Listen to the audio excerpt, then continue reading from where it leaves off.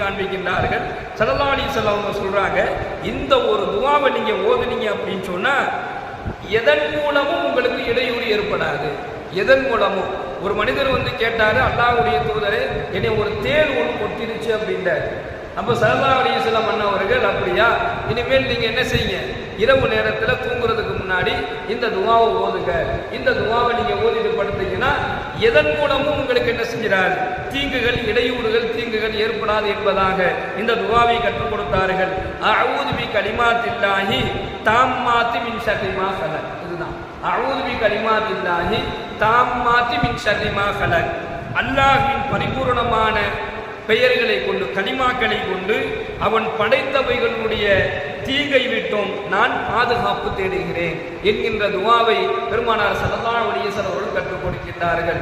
எல்லாம் வல்ல இறைவன் நம்முடைய பாவங்களை மன்னி